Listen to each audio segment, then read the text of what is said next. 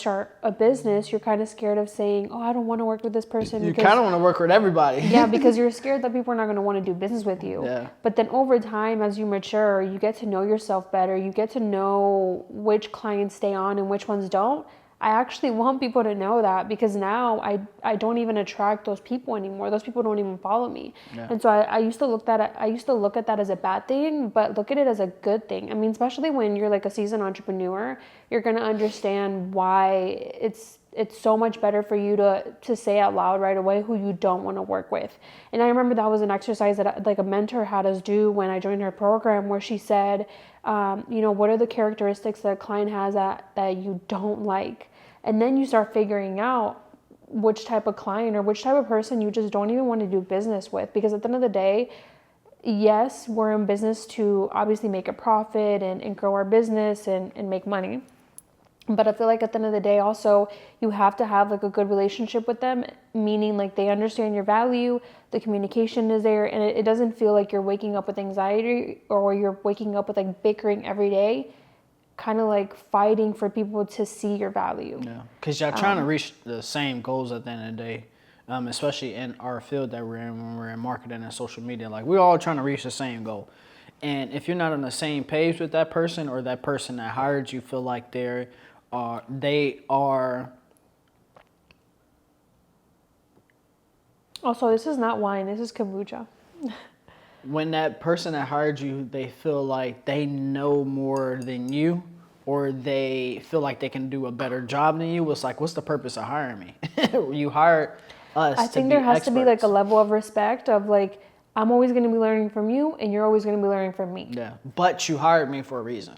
Yes, and I feel like I've just learned from experience over and over again, and we're just telling you guys this as entrepreneurs that have been in the game for 6-7 years.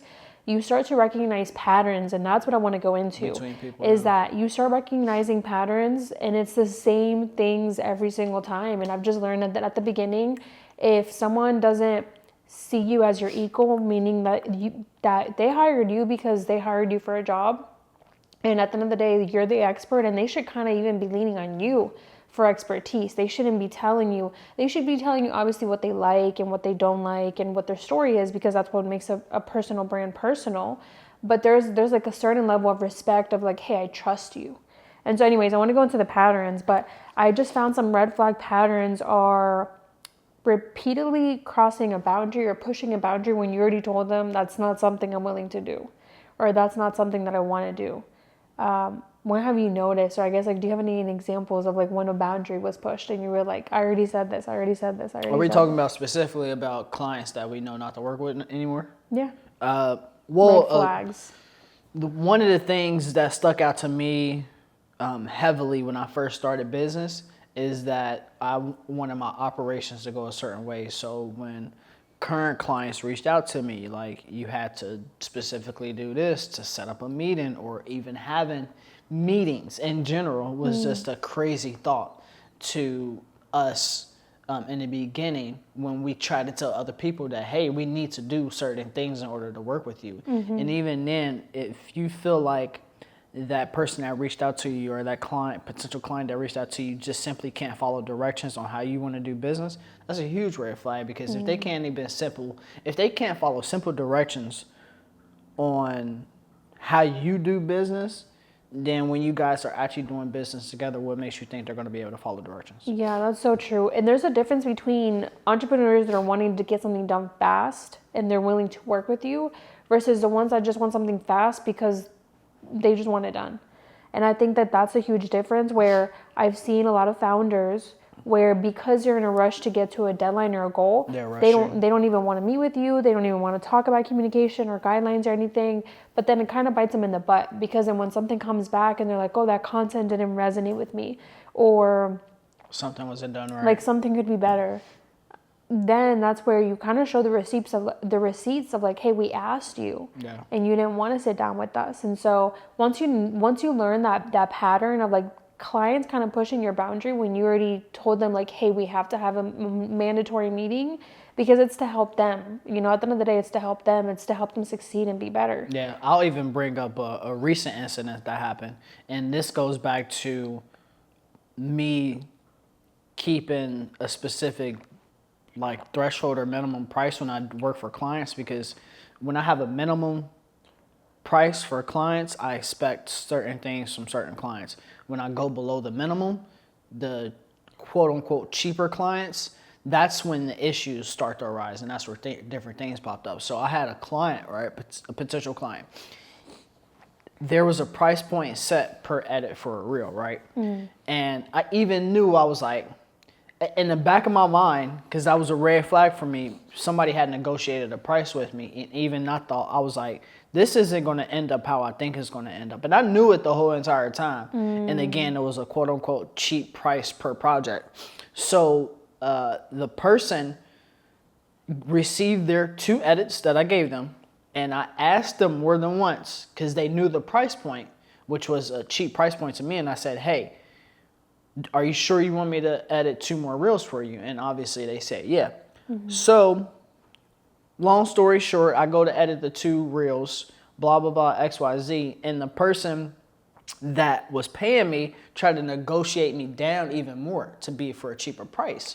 What? And because we are now seasoned veterans in our business, we have standards, minimums, and we have our boundaries set. And I stood 10 toes down on my boundaries, and the person only paid me for the 1 edit. And it just goes to show you, it's like, when you go below your threshold or your minimum for your boundaries and the pricing, that's when things become a problem, because people try to short cheap you or short change you when you go below that threshold. Yeah. And I think another one is I don't want to get too off topic, but another one that I've just like realized that is so small is that it's the pattern of how clients react after you don't do business with them or you stand on boundaries. Like I've noticed that every client always kind of says, well, oh, you're losing out on the opportunity to learn. But if I wanted to learn, I would go buy a course or go invest into a mentorship. Or watch a YouTube video. Yeah. And so it's just funny how, as a seasoned entrepreneur, you have to learn when you are truly learning from someone and it's going to help you learn a new skill, versus when you're like, hey, right now in this season, I don't need to learn. Like you already have the skills, you can do the job. If people want more from you, then you need to negotiate and say, hey, I'm not willing to do that, but I'm willing to do that if there's maybe more money coming in. Remember that company that I was about to do business with, and she posted a story about me because I didn't want to do something for her? She was like, imagine not working for this company because you didn't want to do this or something. Oh, Prime yeah. example. Companies now, like there was this video 2025, 2024, I've been telling the companies no. Like, because what companies will do, because I'm in video production, what companies will do in editing, what companies do, they'll ask you for like hey, can you edit something for us before we do something? Can you edit not one? Can you edit 3 reels for us? Like the fuck? First of all, I run a business. I'm not a charity organization. Second of all, I will turn that down because you have to put in work and time and effort to do that stuff and then not get paid for it. So that's stuff I turn down now. Yeah, there's a time and a place. Like I feel like it's one thing for you to create a video for a company because you chose to use it as a case, as a case study or portfolio. It's another thing to ask creators to create free content for you instead of paying them a rate. Because there was this one company that was like, oh, we need a reel from you, but they paid you. They said, we will gladly pay you for it. So it's just... But that's because I held to my standards and boundaries and told them that I don't do free work. Like, you have to give pushback to that. And that's also a red flag, too, with clients that I don't want to deal with, specifically since we're bringing up that topic. If they ask you, and I've had companies do that, and I've had good turnarounds with it, but that's because I gave them pushback. Like, hey, I don't do stuff for free. If you want me to make this pre-cut or pre-edit, I'm getting paid for it. And 9 times out of 10, if you give them pushback, they're going to be good for it. But you also have to consider them a red flag because they're asking you to do stuff for free. We got to stop creating stuff for free. Unless it's stuff that we want to do, we got to stop creating stuff for free. And again, that's a red flag towards a potential client that I wouldn't want to work with. Yeah, because businesses, there's always ways to get free stuff. You can get free resources through YouTube videos or lead magnets, through content. There's so many places you can get already free knowledge of what the person does in order for you to see that they're actually good at their job, because that's the whole point. That's why we create That's, portfolios. that's the whole point of getting the free reel, getting the free video, is because they just want to see that you're good at your job. So if you already have a portfolio, then that should already be speaking for itself. So, going back to your point, you just have to learn how to decipher which opportunities are worth you going the extra mile and creating content for them for free. And, like I said, I think the right companies are always going to pay you because they respect you and they value you. But also another one is payment issues or unclear expectations. I think that's a huge one because some companies or some founders will say, we're so ready to get to work, or, they pay you once and then they kind of just drop off, or they don't speak to you ever again. And it's usually like, what happened, but it's usually because there was some level of mistrust, or they just didn't trust the process, or they weren't prepared. And so that's another red flag that I had to learn, where if they already paid you once and they're kind of like hounding you and they're like, oh, where's the work? Where's the work? And they're impatient.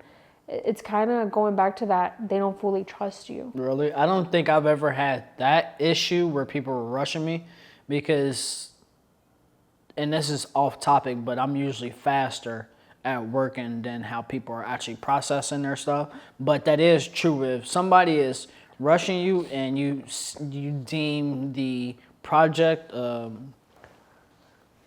not as expensive, then that's a red flag too, because 9 times out of 10, just the people that we dealt with, the cheap clients, they will rush the shit out of you. But the people that